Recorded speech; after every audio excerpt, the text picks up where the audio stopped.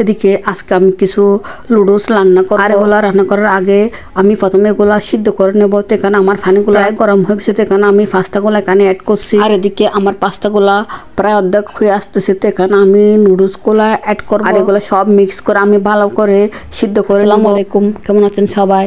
তো আমি প্রতিবারের মতো ডেইলি ব্লগ দিয়ে চলে আসলাম। আর আপনাদের সবার কি হয়েছে না হয়েছে সব আমি আপনাদের সাথে শেয়ার করবেন। আমি কি করে না করে সব আমি আপনাদের সাথে একটু শেয়ার করে। তো এদিকে আজকে আমি লুডুস রান্না করে নিব। আর এখানে যেহেতু লুডুস অনেক বেশি, তাই আমি ভালো করে এগুলা সিদ্ধ করে নিয়েছি। আর বরাবরের মতো আমার লুডুস রান্না করতে ভীষণ ভালো লাগে। আর এদিকে আমি লুডুসগুলো রান্না করার জন্য এখানে সবকিছু দিয়ে ভালোভাবে কষিয়ে নিই। আর এখানে সবকিছু দিয়েছি আমি তেল, পেঁয়াজ, কাঁচামরিচ।